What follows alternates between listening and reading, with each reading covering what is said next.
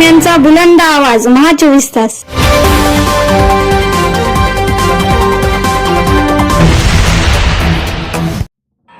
बातमी येते नांदेडमधून. छत्रपती संभाजीराजे शेतकऱ्यांच्या बांधावर शेतीचे नुकसान पाहून मनाला वेदना. कृषी मंत्री सांस्कृतिक कार्यक्रमात व्यस्त. राजेंनी धनंजय मुंडे यांच्यावर केली टीका. छत्रपती संभाजीराजे आज नांदेड जिल्ह्याच्या दौऱ्यावर आहेत. नांदेडच्या हदगाव तालुक्यातील अनेक गावांना राजे भेटी देत आहेत. हदगाव तालुक्यातील अनेक गावांना नदी नाल्यांना आलेल्या पुराचा फटका बसलेल्या पेनगंगा कयाधू नदीला मोठा पूर आला होता. या नदीच्या पुराचे पाणी शेतीत शिरल्याने शेती पिकाचे प्रचंड नुकसान झाले आहे. आज छत्रपती संभाजीराजे यांनी हदगाव तालुक्यातील उंचाडा, मार्लेगाव, करमोडी यासह अनेक गावांना पेनगंगा नदी, कयाधू नदीच्या पुराचा फटका बसलेल्या या नुकसानग्रस्त भागाची पाहणी करण्यासाठी छत्रपती संभाजीराजे हे हदगाव तालुक्यातील शेतकऱ्यांच्या बांधावर पोहोचले आहेत. शेती पिकाच्या नुकसानीची राजे यांनी पाहणी केली. शेतीचे नुकसान पाहून मनाला वेदना झाल्या. शेतकऱ्यांचे प्रचंड नुकसान झाले. अनेकांचे घरे या अतिवृष्टीमुळे पडली आहेत. अशा असताना कृषी मंत्री मात्र सांस्कृतिक कार्यक्रमात व्यस्त आहेत. नुकसानग्रस्त शेतकऱ्यांची पाहणी न करता कृषी मंत्री व्यस्त आहेत. ते सोबते का? कृषी मंत्र्यांनी कृषी मंत्री धनंजय मुंडे यांच्यावर छत्रपती संभाजीराजे यांनी टीका केली. शेतकऱ्यांच्या बांधावर या पहा. शेतकऱ्यांच्या वेदना. नुकसानग्रस्त भागातील लोकांच्या डोळ्यात अश्रू आहेत. काही नुकसानग्रस्त शेतकरी आत्महत्या करायचा इशारा देत आहेत. शेती नुकसानीची पाहणी करून शेतकऱ्यांना राजेंनी धीर दिला आहे. पाहूया छत्रपती संभाजीराजे काय म्हणाले. हदगावला आज माझा दौरा आहे.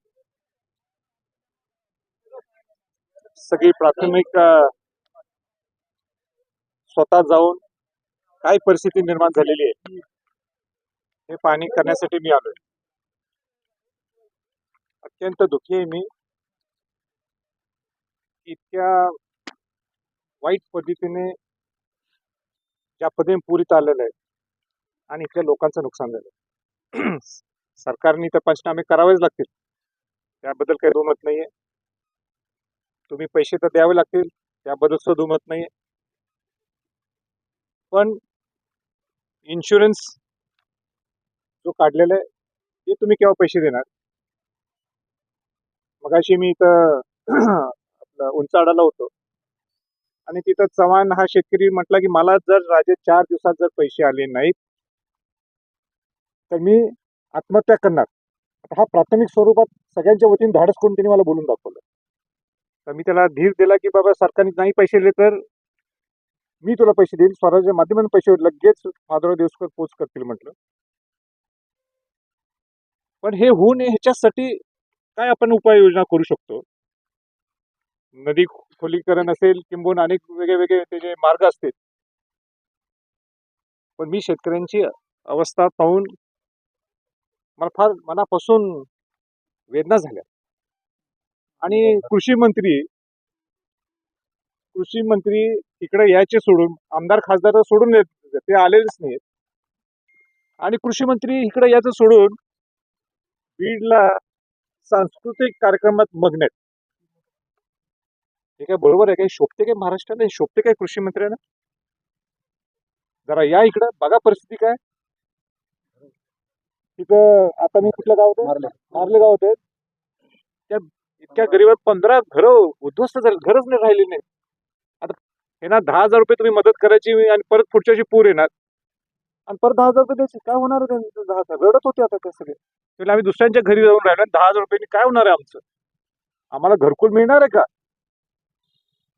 ह्याच्यावर माझी सगळी विनंती राहणार आहे इथल्या जिल्हाधिकाऱ्यांना, प्रशासनाला, इथल्या लोकप्रतिनिधींना. तुम्ही याच्यावर लक्ष घाला. मी माधवराव देवस्करांना सुद्धा सांगितलं, स्वराज्याच्या माध्यमातून सुद्धा तुम्ही जोरात आवाज उठवा. शेवटी शेतकरी हा आपला केंद्रबिंदू आहे.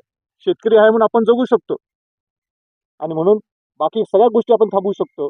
पण शेतकऱ्यांचं डोळ्यातलं अश्रू हे पाहून मला तर सगळं मी एकदम म्हणजे काय माझे शब्द नाहीत. कृषी मंत्र्यांवर तुम्ही टीका केली की ते पाणी दौरा करून सांस्कृतिक कार्यक्रम करण्यात व्यस्त आहेत. कृषी मंत्री म्हणाले की ज्या ठिकाणी अतिवृष्टी झाली, पूर आलेला आहे, तिथले पंचनामे करण्याची गरज नाही.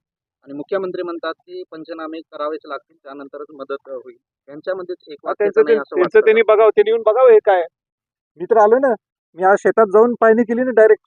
मी काय गाडीत हवेत पाहणी केली नाही. मी आज शेतावर आलोय, पाहणी केली. पूर्ण स्वराज्याचे सगळे लोक इथं आलेत.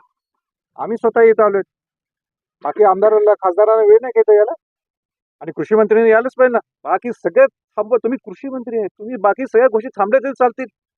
पण अशा वेळी ज्यावेळी विषय इतका नाजूक बनलेला आहे, अशा ठिकाणी तुम्ही शेतकऱ्यांच्या अश्रू पुसण्यासाठी तुम्ही पोहोचायला पाहिजे. ताळमेळ नाही दोघांमध्ये असं वाटतं कृषी मंत्री मुख्यमंत्री आता म्हणजे तुमच्या असं बोलण्यात वेगवेगळे statement आहेत. तुमच्या बोलण्यामध्ये दिसतेच, बरं, पंचनामा तर व्हायलाच पाहिजे ना.